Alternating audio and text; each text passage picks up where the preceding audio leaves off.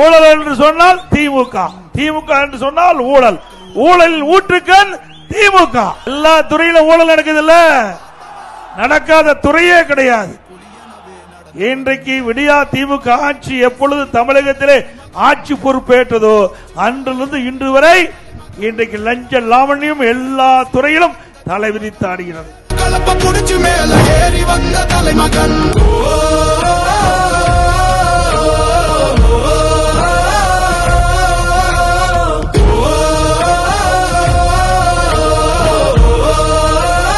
கீழே ஃபுட்பால் அது உடைஞ்சி அந்த அம்மா நடந்து ஓடிட்டே இருந்து நல்ல வேலைக்கு சத்தம் போட்டு டிரைவர் நிறுத்தினால உயிர் தப்பிச்சாங்க.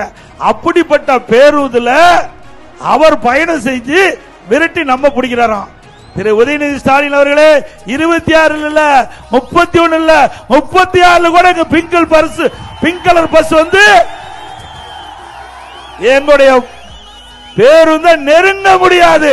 மக்களை காப்போம், தமிழகத்தை மீட்போம், மக்களை காப்போம், தமிழகத்தை மீட்போம், மக்களை காப்போம், தமிழகத்தை மீட்போம், மக்களை காப்போம். இன்னைக்கு தமிழகத்துல எங்கு பார்த்தாலும் கஞ்சா விற்பனை அமோக விக்குதுல்ல, உண்மைதானே? கிராமத்திலிருந்து நகர வரை கஞ்சா விற்காத இடமே இல்ல. கஞ்சா பல வடிவத்தில் வந்துட்டு, சாக்லேட்ல வந்திருக்குதான், என்னன்னு தெரியல. இப்ப இன்னைக்கு பார்த்த ஆம்லெட்ல அதை கலக்கி போட்டு கொடுக்குறாங்க.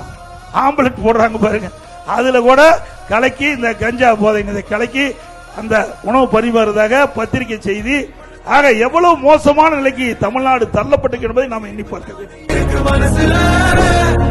வளர்ச்சியை கொடுத்தோமே சொரண நினைக்கல, புரட்சி தலைவரோட தர்மம் மறக்கல, கீழடி தொடங்கினதும் ஊழல் அடங்க. நம்முடைய கைத்தறி நெசவாளர்களுக்கு அதிமுக ஆட்சி கண்ட பொழுது 200 யூனிட் மின்சாரம் கைத்தறி நெசவாளர்களுக்கு கொடுத்தோம், 750 யூனிட் விசைத்தறி கொடுத்தோம். அதே போல நம்ம கைத்தறியில அதிமுக ஆட்சி கண்ட பொழுது கைத்தறி நெசவாளர்கள் அதிகமாக துணிகள் நெய்யப்பட்டு தேக்க நிலையில இருந்தது. அந்த துணிகள் எல்லாம் விற்பனை செய்வதற்கு மானியம் வழங்க வேண்டும் என்று கேட்டாங்க. அதிமுக ஆட்சியில 350 கோடி மானியம் கொடுத்து தேங்கிய கைத்தறி துணிகள் எல்லாம் விற்பனை செய்யப்பட்டது என்ற விவரத்தையும் இந்த நேரத்தில் தெரிவித்து